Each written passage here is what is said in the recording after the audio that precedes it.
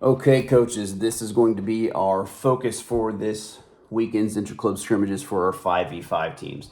Obviously, these are naturally going to be fairly high-scoring games and really transition-heavy, but we do have to start moving them in the direction of understanding some positions. The very first two positions that we're going to have to understand is obviously goalkeeping. We've given them this great big area where they can use their hands in. So this is the most fun position on the field to play, but we have to present it that way because they get these superpowers where they can use their hands in there, but they can also do anything they want to on the field. They can go anywhere else on the field. They can use their feet, but they get to use their hands inside this big area. And we have to start introducing a defender. So what we want to do is right now the focus is going to be on our little wolf pack. So we're going to have a wolf pack where as that ball moves forward, our wolf pack is going to go forward. If that ball goes to the left, our wolf pack is going to go to the left. If the ball comes down, the wolf pack is going to go down. Our defender, however, if that ball goes up, our defender is going to stay home to help our goalkeeper. Now, that doesn't mean that they're just going to come here on top of this box and just stand here and never, ever move, right? We want still, as this ball moves, we want this defender to be aware and to be moving. And oftentimes, again, when I'm choosing my player that's going to be here, it's going to be one of my best players because you saw this weekend, these games can be really high scoring. One way to solve that issue is if you put one of your best players here, it's going to cut down a lot of their opportunities and is going to cut down a lot of those chances just because you're going to have an assertive tackler there. Now, when I was coaching 5v5, I had a really talented player named Sutton.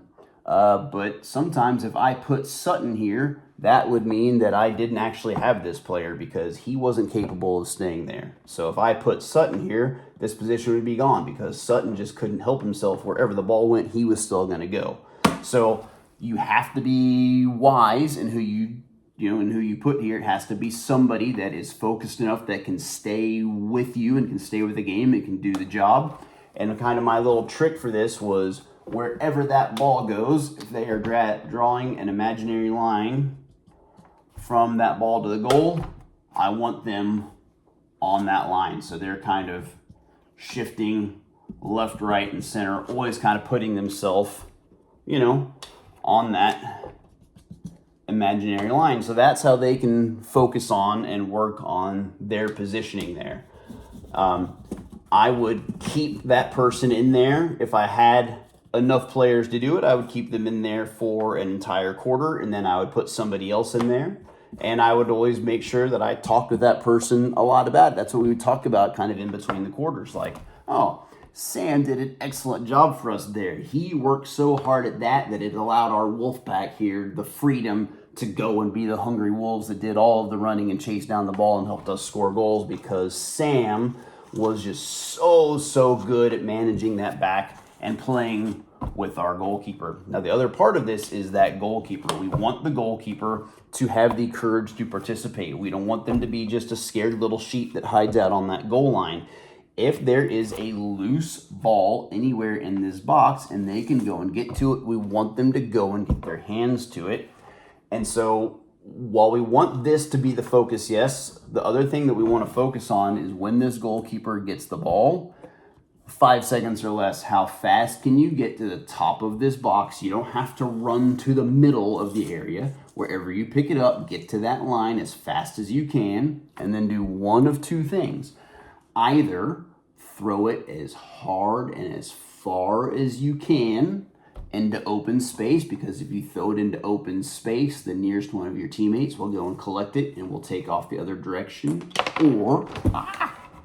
Or if there's nobody around to throw it to, roll it out there to yourself and you take off dribbling with it, right? That might seem counterintuitive because then you're leaving your goal open, right? But also this will encourage fun, freedom, and a lot of excitement. And if we do roll it out there and it gets tackled away immediately, we're going to learn from that.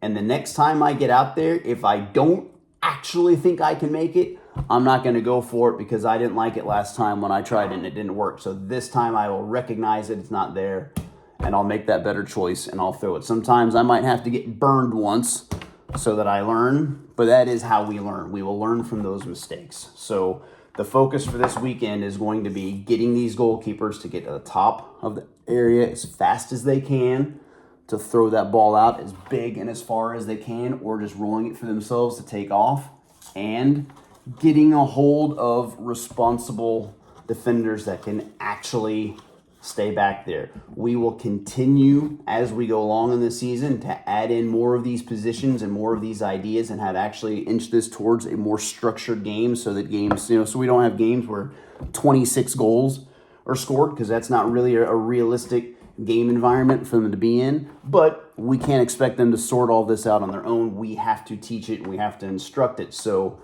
again, when this little person is dribbling the ball, we're not focused on them. They are already going to do what they're going to do. We, as the coach, we're talking to this player, right? We're making sure that this player isn't losing their mind and running up there as well. We're going to make sure that they stay home. And again, that doesn't mean staying here, right? That can mean just here. It just means that you've got somebody that is your safety net that's lagging behind the play a little bit, so that when we do turn that over, we have somebody that can delay, somebody that can help us tackle and recover that ball away.